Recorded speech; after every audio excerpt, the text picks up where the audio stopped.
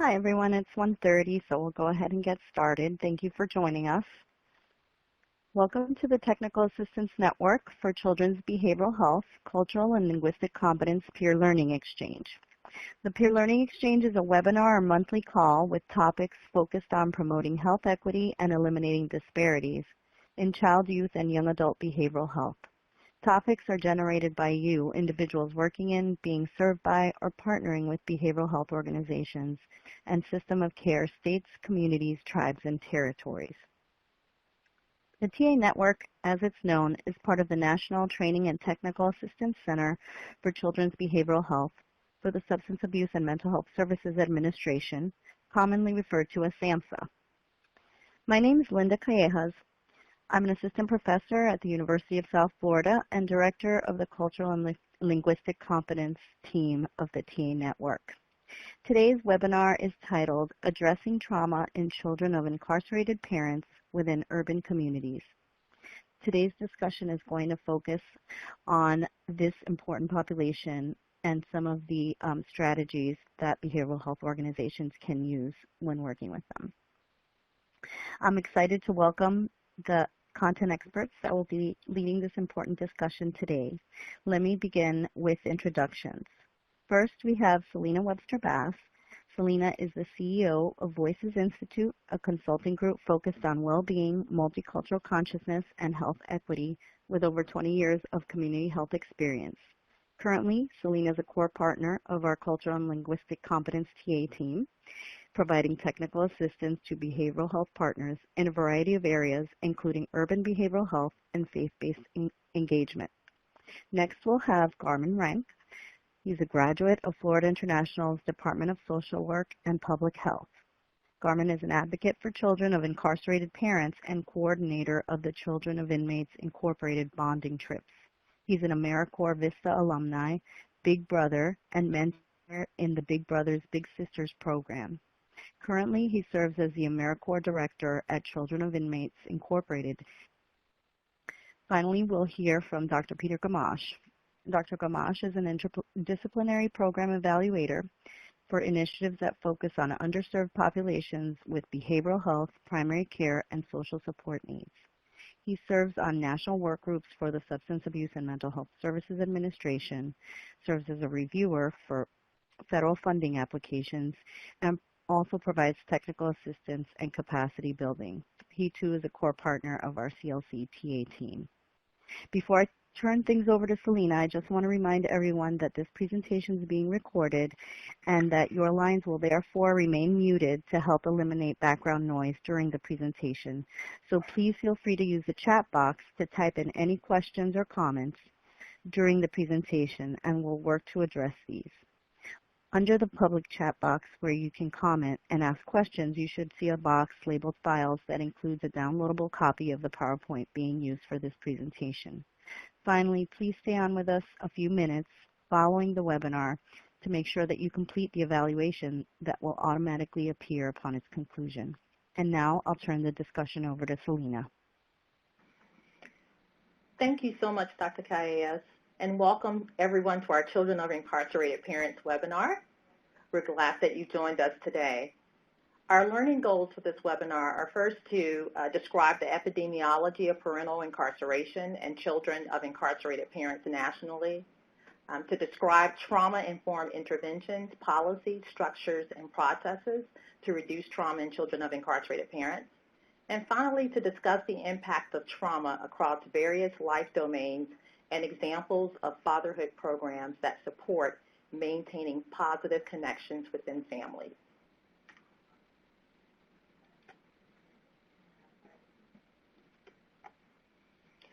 So I'd like to begin this webinar by showing you photographs.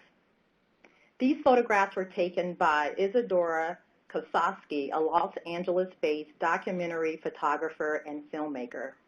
Her focus is to document American social issues from a humanistic stance, focusing on individuals' relationships and families in the context of incarceration. She has received numerous awards for her work, and she's contributed to Time Magazine, The New Yorker, and many other publications. As I advance through the photographs, I'd like for you to think about words or adjectives that come to mind when you see the images of these families. Once we reach the word cloud, we'd like for you to type in those adjectives and words so that we can form a word cloud describing the experience of incarcerated families.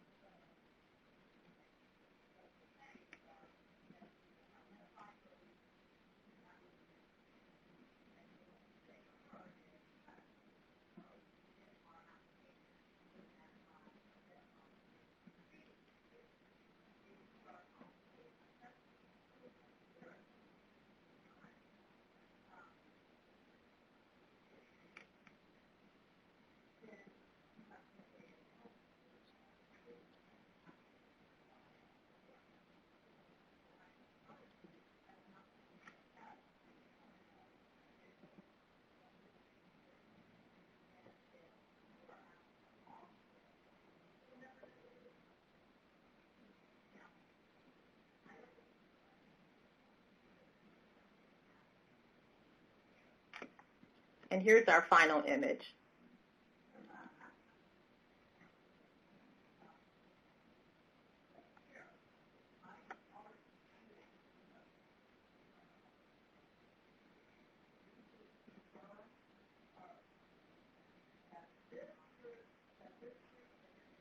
So we see that there are a range of emotions that are portrayed from these images.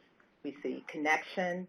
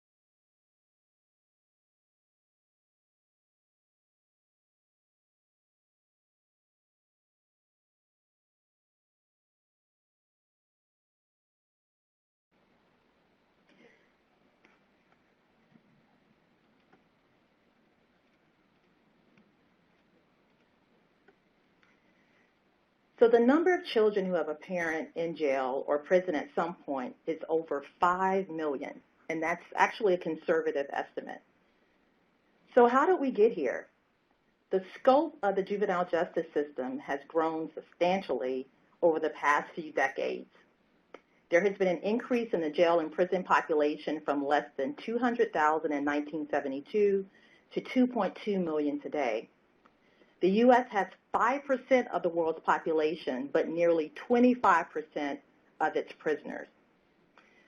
The United States incarcerates more of its citizens than any other nation in the world.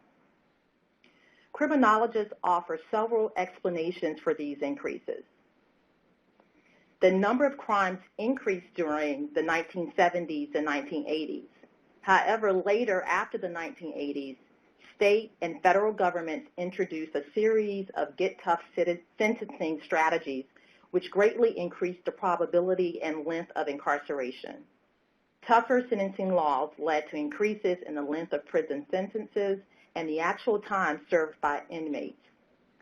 Many state governments replaced their indeterminate sentencing system in which judges had greater discretion on the length of sentences by more strict determinate sentencing, in which a predetermined formula recommended the length of sentences based on the severity of current offense and prior criminal records.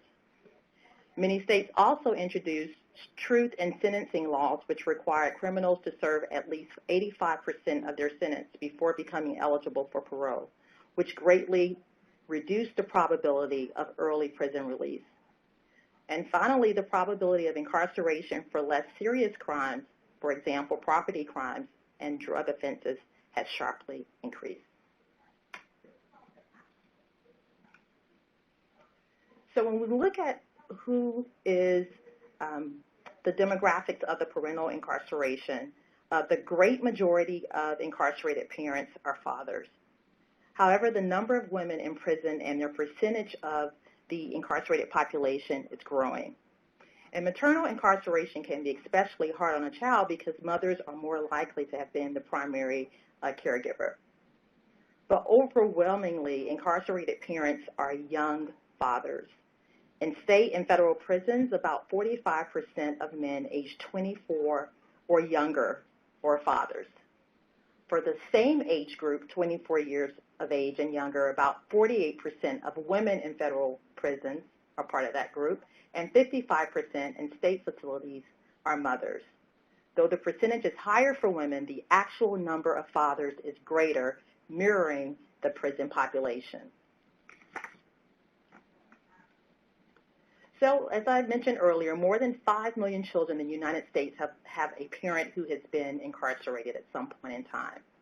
More than 1.7 million children have a parent who is currently in a federal or state prison. When jails are included, the number of children in the U.S. who have an incarcerated parent increases to as many as 2.7 million. So who experiences parental incarceration? The Child Trend Study published a paper, Parents Behind Bars, in 2015 that described parental incarceration by age for years 2011 to 2012. Among children younger than 6, the rate is 5%. Among those ages 6 to 11 and 12 to 17, the rate is 8% each. Most initial episodes of parental incarceration occurred before the child was 9 years of age. When we look at parental incarceration in children of incarcerated parents by other cultural factors such as color, black children are disproportionately impacted. About twice as higher percentage of black children as white children have experienced parental incarceration. We also see higher disproportionate numbers for Hispanic and Latinx families as well. Children living in poverty are more than 3 times as likely to have experienced the incarceration of a parent as children in families with incomes at least twice the poverty level. Children whose parents have less education are more likely to become a child of incarcerated parent. And surprisingly, in this particular study, rural children were more likely to become a child of incarcerated parent. And so the incarceration outside metropolitan areas were more likely to have experienced parental incarceration than those living in metropolitan areas. And in this particular study, 10.7% versus 6.3% outside metropolitan areas versus living metropolitan areas. We know that being a child of incarcerated parent is also considered an adverse childhood experience, or ACEs. ACEs are exposures that are associated with increased risk for trauma or toxic stress, particularly when they are cumulative. And while some levels of stress can be managed or even positive, sustained, or extreme stress can lead to various kinds of physiological dysfunction, disease, and early mortality. This Child Trend Study found that parental incarceration is associated with numerous other ACEs. More than half of children of incarcerated parents in this particular study had lived with someone who had a substance use problem. Nearly 3 in 5 had experienced parental divorce or separation. More than 1/3 had witnessed violence between their parents or guardians, and 1/3 had witnessed or experienced violence in their neighborhood. More than 1 in 4 had lived with someone who was mentally ill or suicidal, and nearly 1 in 10 had experienced the death of a parent. So as a result, it is important from a systems perspective to mitigate the impact of trauma within systems when it comes to children of incarcerated parents. So this is an example of a framework that's used for the justice system. So for example, with law enforcement, researchers suggest avoiding child welfare placement at arrest and creating stability for the child. At sentencing, responsiveness to family issues at the time of sentencing, during imprisonment, supporting visitation and contact, and we'll hear more about that with our bonding visits from Garmin. And at release and reentry, reestablishing connection and supporting reunification. So it's important that we think about ways to minimize trauma across systems and at various intervention points. It's also important that we recognize the rights of children of incarcerated parents. The Bill of Rights for Children of Incarcerated Parents was developed by the San Francisco Children of Incarcerated Parents Partnership. And I'd like to focus on rights 5 and 6 because they tie into our next speakers. The right for number 4 says, I have the right to be well cared for in my parent's absence. I have the right to speak with, to see and touch my parent. And then 6 says, I have the right to support as I face, I have the right to support as I face my parent's incarceration. Okay? So these are important rights for us to recognize as we work in systems and organizations in working with children of incarcerated parents. So our next facilitator is Garmin Rank with Children of Inmates based in Florida. And he will discuss the impact of trauma in children of incarcerated parents and interventions to promote trauma-informed practice and maintaining parent-child bonds. Carmen? Thank you so much. I'm really honored to be here to speak with you all. And we'll get through this. I will do my best to explain all these things that we're going through. So first, we're going to go through some of the statistics. Some of them already mentioned. 7% of the children in the United States have lived with a parent who is incarcerated, and that is about 5 million. And again, that is a conservative estimate. Cambridge research studies shows that these children are more likely than their counterparts to become delinquents, 3 times more likely to exhibit antisocial behaviors, and twice as likely to exhibit mental illness. This is obviously a big focus for us at the Children of Inmates program. Population is extremely vulnerable and thus has a higher propensity to be incarcerated themselves. And as our organization is interested in really stopping intergenerational incarceration, we want to interrupt the pattern of generations and generations that end up in the prison system. And that is our main goal, along with, of course, the bonding. And we'll get to that in just a second. So about the organization, established in 2007, a grassroots collaborative to address the growing needs of children in Miami-Dade County impacted by parental incarceration.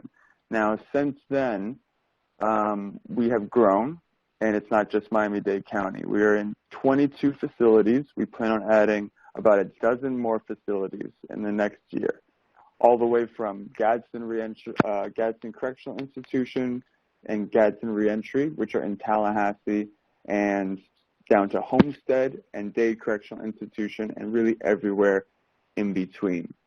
So it is the largest unification program in Florida, reunification program in Florida, to reconnect children with their incarcerated parents throughout DOC, Department of Corrections, state prison facilities. And as I mentioned, we're currently in 22 of those facilities.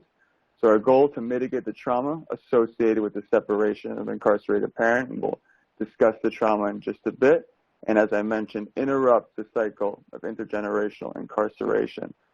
Our outcomes: increased attachment and bonding parental relationships, as well as, for the children, reduce antisocial behaviors.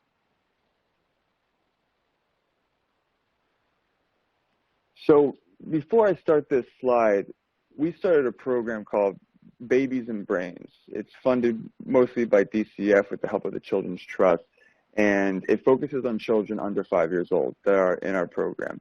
A few years ago, we had 2 tragedies where infants passed away, very preventable deaths, and that was alarming to us. And we realized that our caregivers to our clients did not have the right tools and education about how to care for their infants. And so we began this program called Babies and Brains. And part of it is not only physical safety. We do a home safety checklist during our home visits.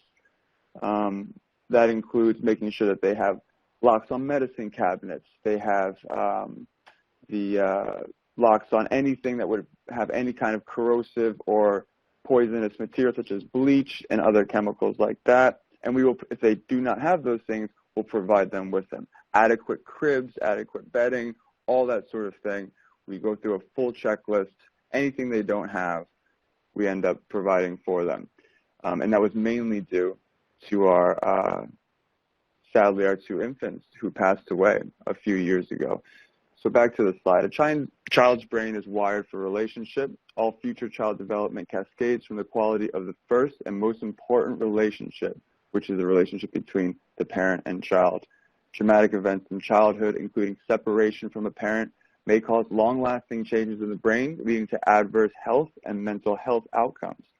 Parental incarceration can be as painful as other forms of parental loss and is more complicated due to the lack of social support and compassion. And we'll circle back to that one in a second. And we'll talk about the concept of social death. And lastly in the slide, building a happy, healthy child is the key to healing. Stimulation of the brain produces healthy children. So another thing that we do regarding our Babies and Brains program is we have these things called ASQs, which some of you are probably familiar with, ages and stages questionnaires. And they range from, we have ones from 6 months to 12 months, 18 months, all the way up to 60 months old when they turn 5. And they vary depending on the age of the child. And I have one here for a 2-year-old, and I'll just go through a couple questions. So one of the things we focus on is communication. So a question we'll ask them is, without giving the child any clues or pointing or using gestures, can your child carry out at least 3 of these kinds of things? Put the toy on the table, the caregiver will ask. Find your coat. Get your book. Things like that. And then we will observe the child, see if they're able to do it. Another one is gross motor. So we have kids that will kick a ball, and we'll observe to see if they're falling, if they're wobbling, and anything like that. So one thing we ask, does your child run fairly well, stopping herself without bumping into things or falling over? We have fine motor. So one of the things we do in fine motor skills, we ask, can your child string a small item, such as beads, macaroni, pasta, anything like that, onto a string or shoelace? We will observe the child doing that. We will, depending on how it goes, input our results into the ages and stages questionnaire. We go into problem solving and personal and social behavior. So that's part of what we do, not only the physical safety, but also making sure that they are physically and mentally developing properly.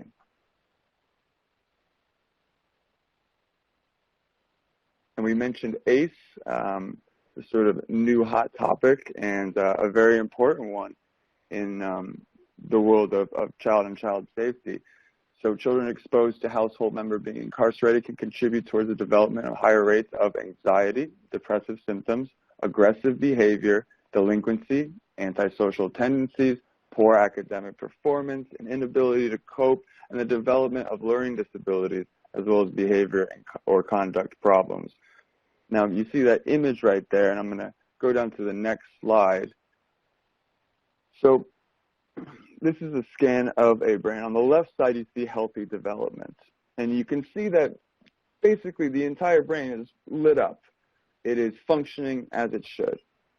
On the right side, this is a child who developed in a stressful environment, possibly due to trauma and many, many other things. And one thing that's interesting about this one is you can see on the picture on the right, at the very bottom, there's a real big hot spot there in red. It's even more lit up than the healthy development, and that's the cerebellum. The cerebellum is mainly known for fine motor skills, motor function, but since the mid-19th century, the cerebellum, studies on the cerebellum have shown that it plays a role in non-motor functions, which include personality, mood, and even psychosis. The cerebellum has connections with non-motor cortical and subcortical areas associated with emotional processing. The cerebellum also connects the brainstem nuclei, which supplies the limbic system with cerebellum, and the cerebellum with serotonin and dopamine. So you can see that in the child on the right, his cerebellum is working overtime to try and produce these chemicals because of the trauma that they've been through. And because it's working overtime just in the cerebellum, the rest of the brain does not get to develop properly. So the personality and mood, the serotonin levels, dopamine levels are so extreme and drastic in the child's brain that the main part of the brain that's working is simply that part, trying to level out serotonin levels and dopamine levels. I thought that was a very interesting comparison of the two, and especially comparing the two cerebellums in that part of the brain.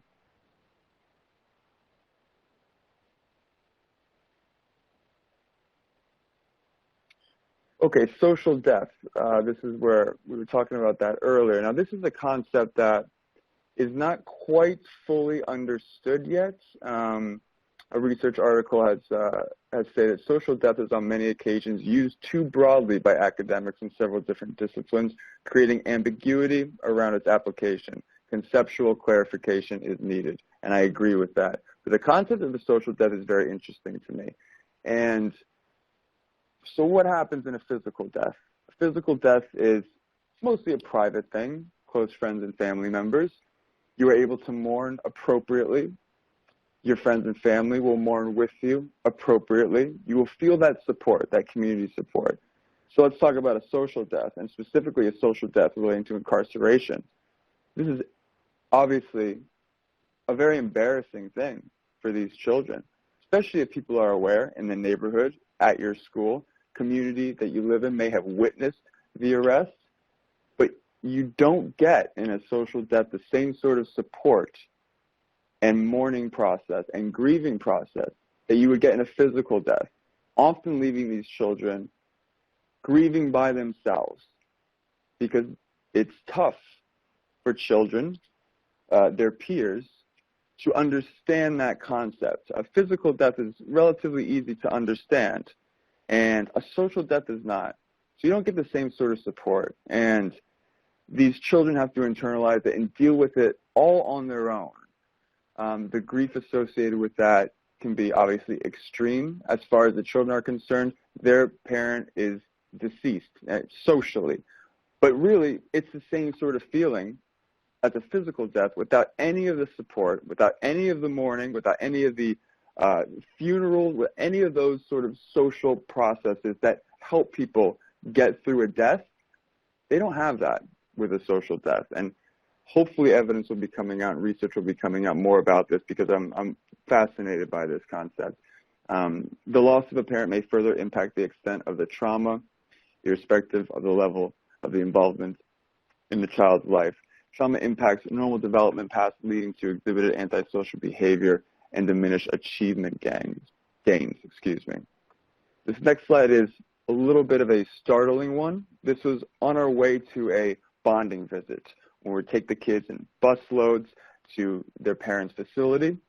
And this young lady came onto the bus with these words written on her arm: hated, ugly, not worthy, hate myself, dislike, die. This is a very powerful image, and it was very powerful for us to see.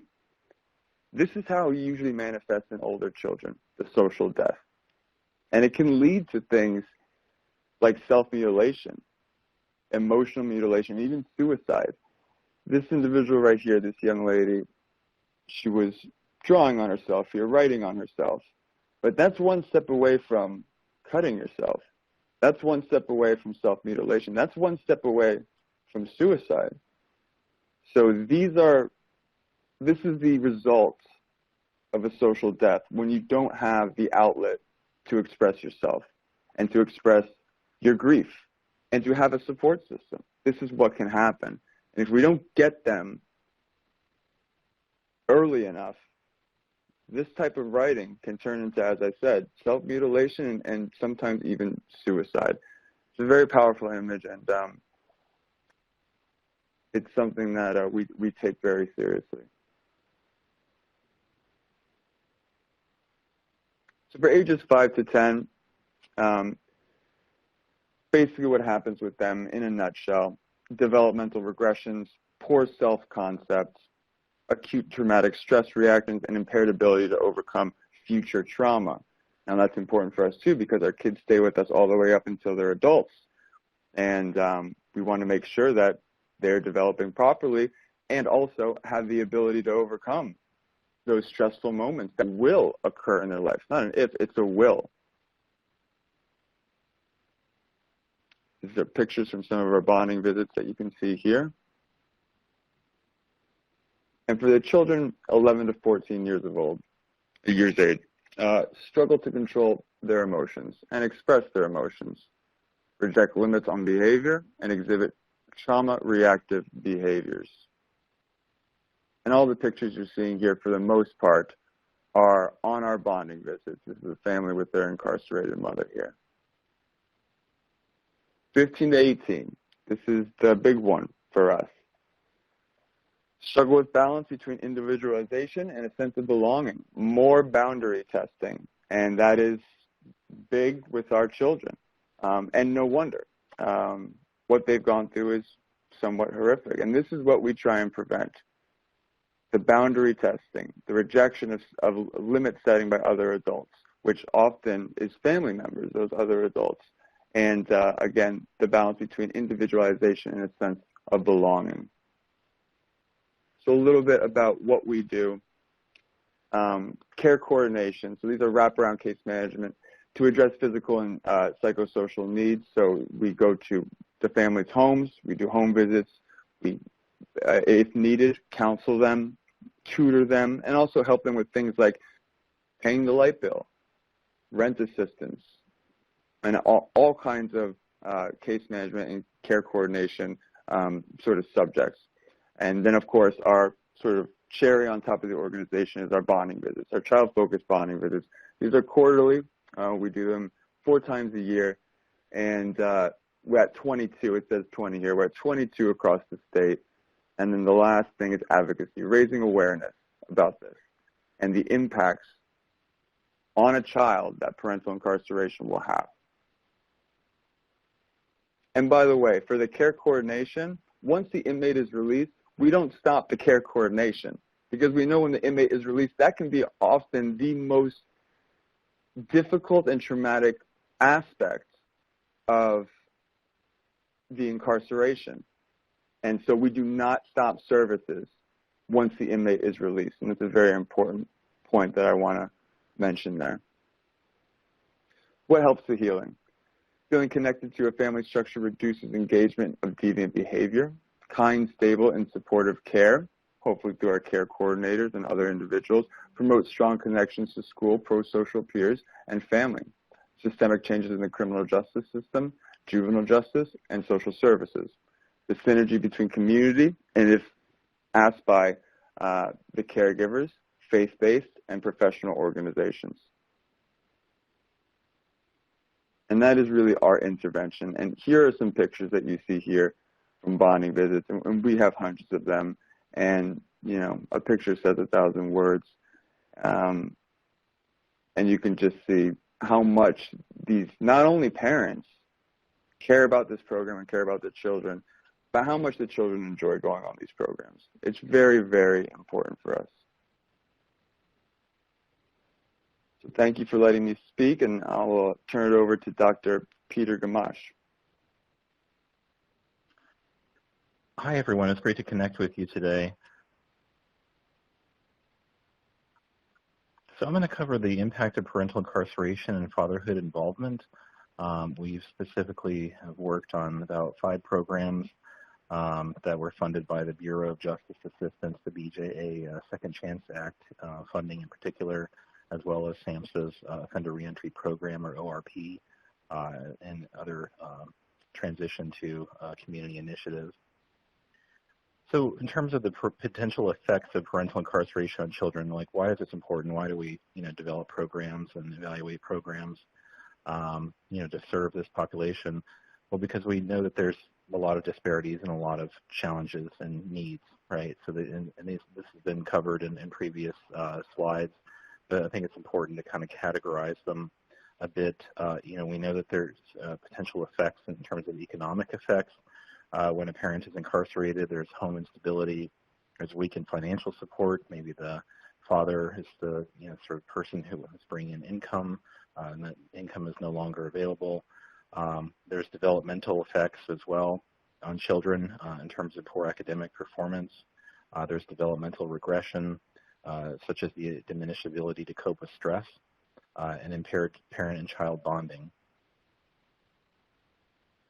Other developmental challenges include impaired socio-emotional development, the development of trauma-reactive behaviors, and this could be generally described as acting out or attention-seeking and things like that in negative ways. Intergenerational crime and incarceration, which has been mentioned previously, as well as poor self-concept. So these are the developmental things where if a child is not supported in terms of their development in these along these aspects, then their transition to adulthood, there will have instability and other challenges in their adulthood. In terms of social challenges, there can be anxiety resulting from feelings of abandonment, feelings of shame, being stigmatized in your community, lack of community support, right? People having certain stereotypes or perceptions of, what does it mean, that a child has an incarcerated parent. So really negative things that we see. And then there are lots of potential barriers to reunification when there are even motivated families who really want to make sure that there's connection points with the incarcerated individuals. There can be structural barriers in terms of limited housing and employment and health care for the sort of ex-con fathers, for example, who are post-incarceration. There can be transportation challenges pre-incarceration or during incarceration for families to visit. And this can be, 100 miles maybe where the prison is located, or the jail is, really far on the other side of town.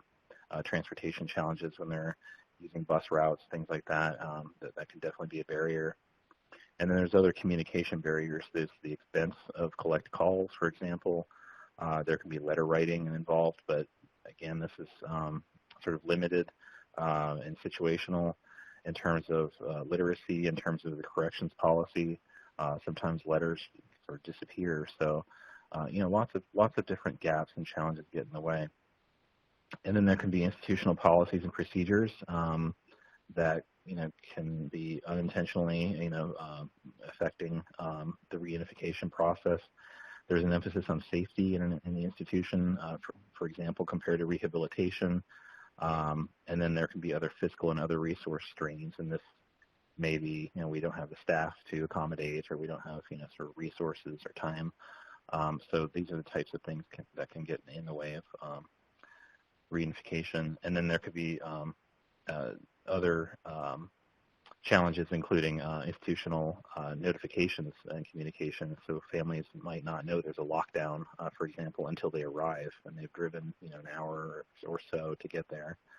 Those are just kind of some of the specific examples. And then, recognizing those disparities and those needs, we look toward, well, what can be done? What's the model, right? What can we have as a sort of what we want to achieve in terms of the benefits of reunification?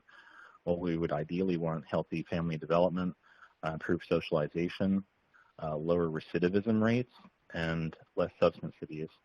And the lower recidivism rates are, that's a core performance measure, certainly for the BJA, Bureau of Justice Assistance.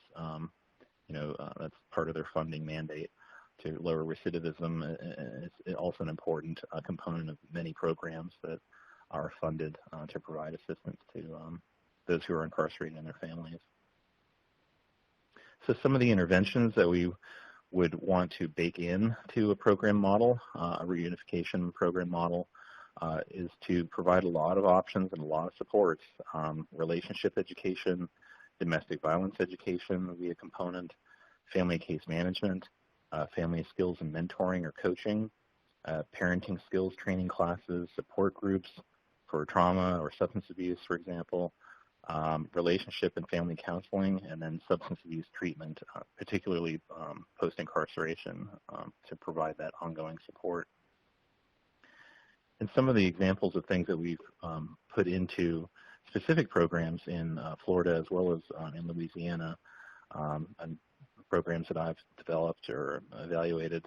And Louisiana, by the way, is one of those states that has the sort of highest in the nation, highest in the world per capita.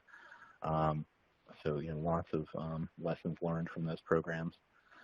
Some of the specific interventions include extended visitation time. This is something we want to make sure is part of a program model. Having an option, for example, of digital storybooks, and this can take the form of lots of electronic, sort of ways that they can be asynchronous in terms of having it so that the children can listen to their parents' voices. So a digital storybook may be a sort of bedtime story that can be listened to and can be sent asynchronously. They wouldn't have a in-person meeting, for example, requirement component, but this could be an anytime type of thing where the child would want to listen to that story or be able to hear their parent's voice. And then video conferencing is another component in terms of getting that set up and having that as an option for families to engage where there might be transportation challenges in rural areas, for example. And another component to definitely put into a program model is the transition to community asset mapping and planning. So this is where they would be connected to a real system of care post-incarceration. There would be family-centered reunification planning, employment supports, certainly, education and skills building, faith-based supports and social supports as well. So kind of mapping out, what are the resources and what can be done, on day one post-incarceration and then onward. This is an example of something we've used in the program evaluations. There's the metrics, the numbers of looking at measures and outcomes, and then there's the process aspect of things qualitatively, mapping out the different steps that are taken within a program. And this helps a lot. We have found to identify and clarify workflows, decision points, as well as potential process improvements. And I know that the text is kind of tiny on the left as it's depicted here, but just to show the overall flow of what a diagram would look like, especially if there's a sort of screening and identification process. There may be institutional transfers involved. So when you're working with state systems, for example, and prison systems of different states, it's really important to map out with as much detail as possible the how, the when, the who, the where components on a process map.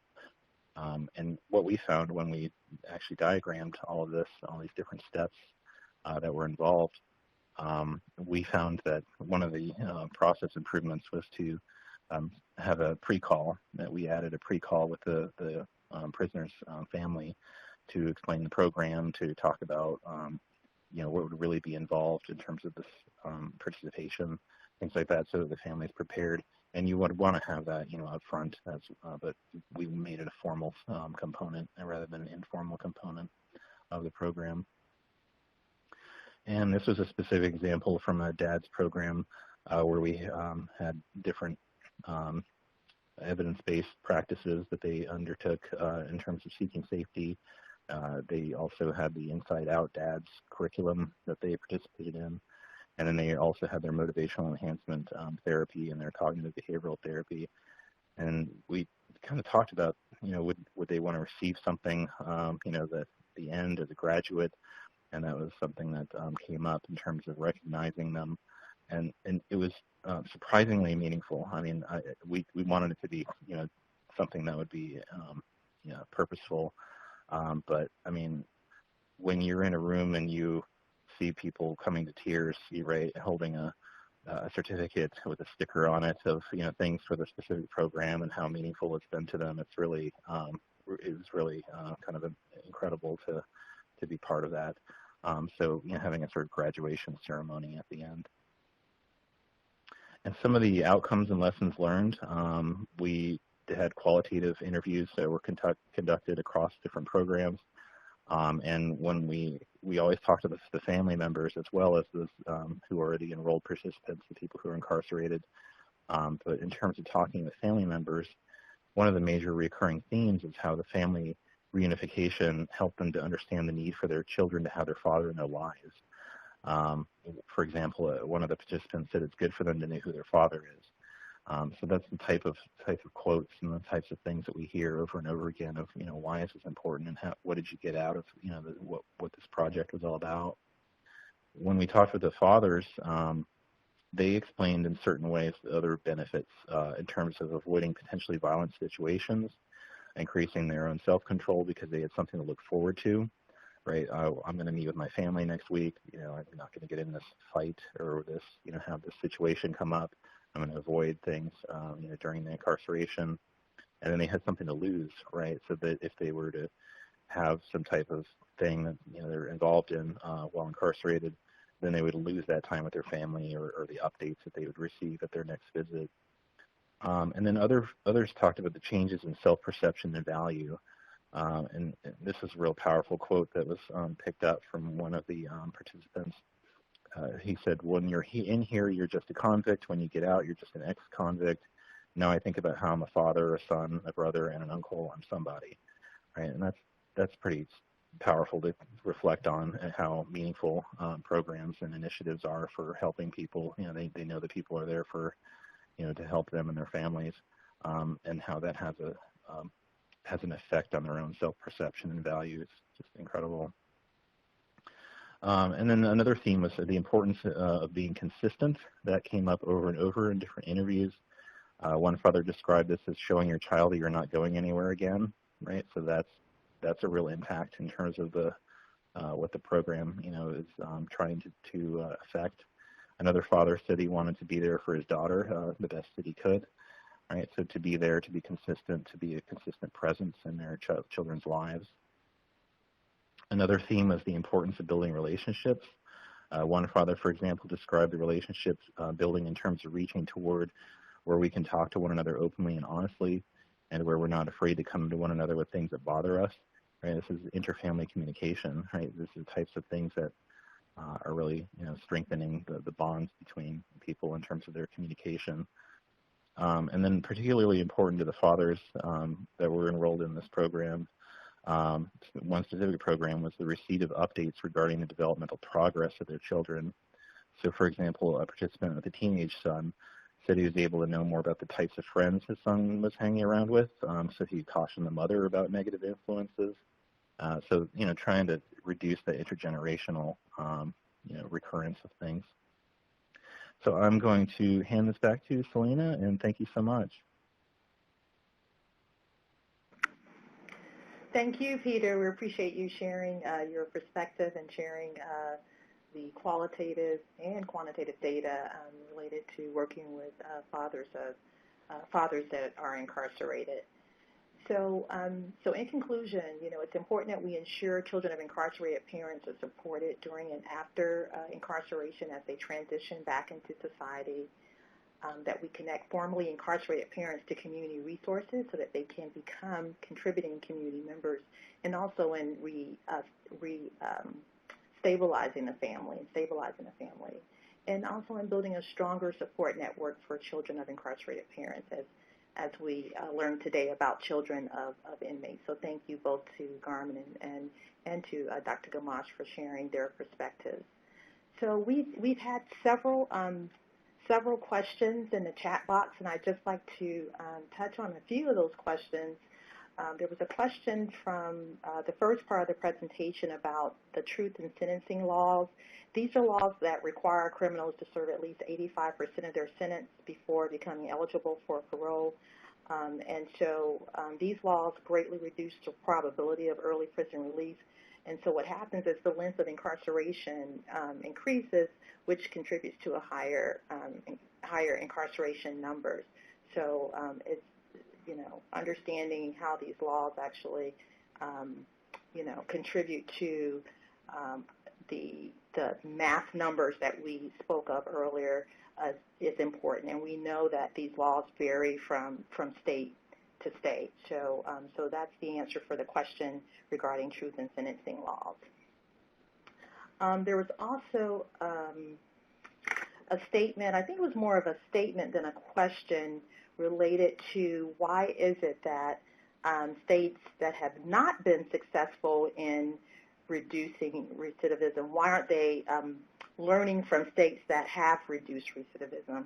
And I typed in the chat box that I think that it's really driven by, policies, by structural changes, by procedural changes, such as, civil citations, diversion programs, and also funding for transition programs. I know here in Florida we have a program called Operation New Hope that has been very successful in transitioning individuals who were formerly incarcerated back into society by, one, assisting with housing, two, employability skills, training, and then actually forming partnerships with the business sector community so that once these skills are taught, the graduates can actually find work and not resort back to the underground world in terms of criminal activity in order to support themselves and their families. So, having funding for those type programs as well as policies that that allow individuals, as we say, second chances, is important as well. Okay. There was a question, and I think this is a question for Garmin, about the use of the ASQ. Garmin, can you talk a little bit more about the ASQ and how you use it in your program? Sure, absolutely. The ASQs largely are not related to our bonding visits. We will conduct ASQs because we have so many children in a room at once that we can get to so many of them in a very short period of time. So it's an opportunity for us. But the ASQs, when they come back to us, if we notice that there are any delays in motor skills and communication and cognitive ability, we will address that with the caregiver, strategize for solutions, and provide them with resources depending on what aspect of development is delayed. We will provide them with the resources needed, whether it be a program, whether it be an internal staff member at Children of Inmates who can provide counseling, tutoring, things like that. That's really how it's used. It's not something that is focused on bonding visits or in the prison. It's something that we focus outside in the homes with the caregiver and the children. Thank you, Garmin. Mm-hmm. There was a second question about connections with parents who are in prison for sexual assault, not incest. Yes. Can you address that openly with our participants as well?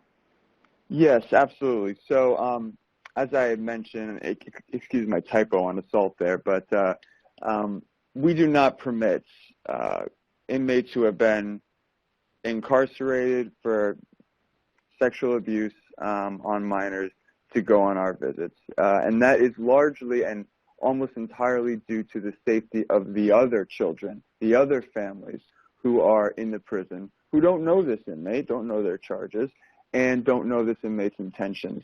And because we have so many families in one room together and so many children in one room together among all the other inmates, with no barriers or anything between them, the risk of having a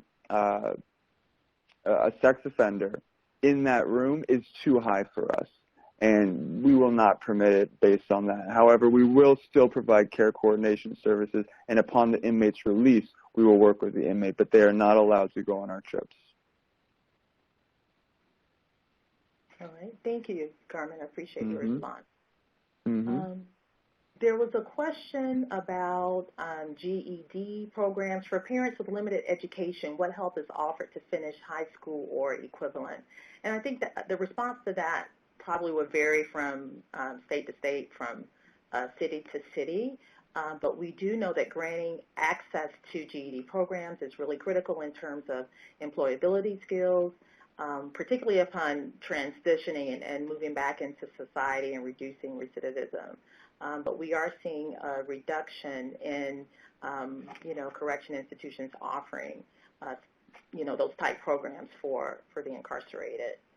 Maybe we could have responses from some of the participants on the call who may be part of corrections institutions, and maybe share what you're doing in terms of GED programs and training for the incarcerated.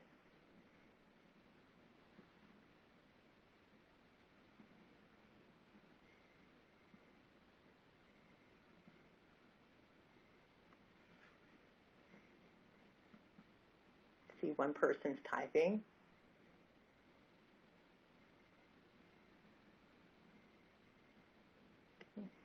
Any responses? Okay, we see another person typing, and then Tyler.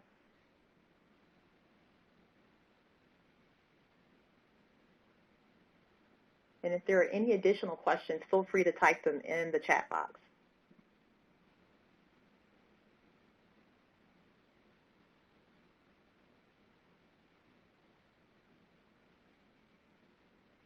Zenda responds, in Indiana, there is a reduction in sentence if the inmate gets his or her GED, a college degree. Wow, that's a great incentive. Mm-hmm. I have a few other people who are responding.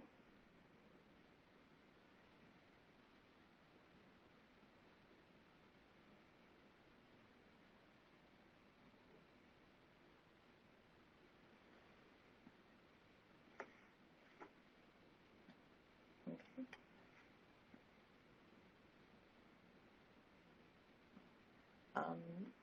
Tyler responds, unfortunately, is that New Mexico in MCD? Precludes access to GED if the inmate is 18 months or shorter to the release date. Okay, yes, and that's from New Mexico. Okay, I have a few more responses coming in.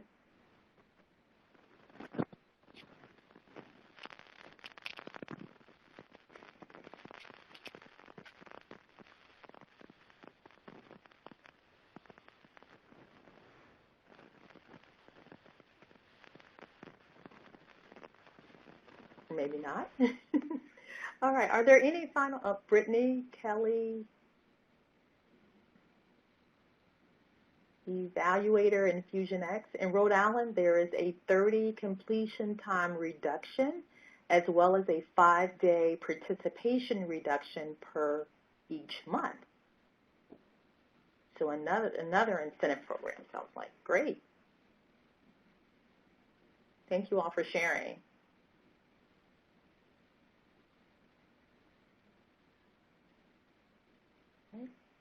Were there any final questions for our facilitators today? Have another response coming in.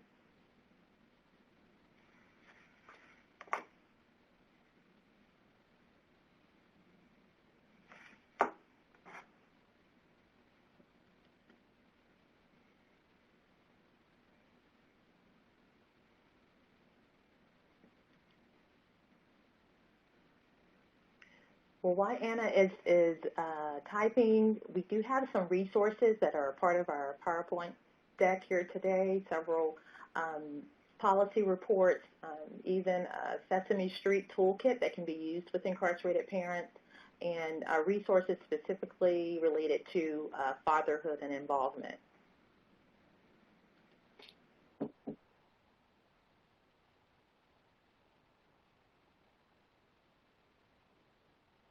Anna asked, is SAMHSA planning to release another round of grants for formerly incarcerated people transitioning to communities? I don't know the answer to that question, Anna. I can do some inquiring and find out for you.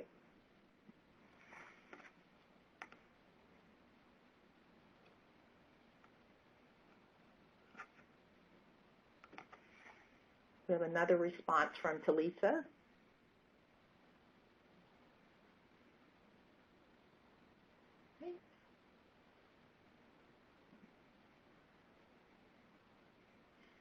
Well, while we're waiting for their responses, our next cultural and linguistic competence webinars are immigration policy impacts on the behavioral health of immigrant Latinx populations. It's scheduled for July 18th from 2 p.m. to 3 p.m.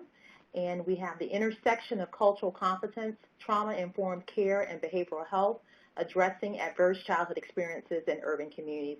That webinar is scheduled for August the 29th from 1:30 p.m. to 3 p.m. And we are partnering with the Trauma Center in Chicago, the Youth Trauma Center in Chicago on that webinar. So we hope that you will sign up. Okay. Talisa says, do you know of any resources for people to continue this great work we are doing?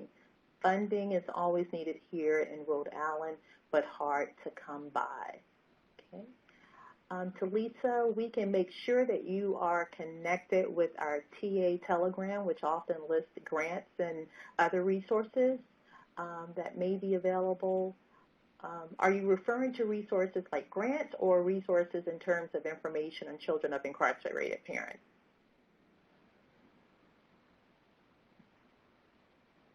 Grants, okay.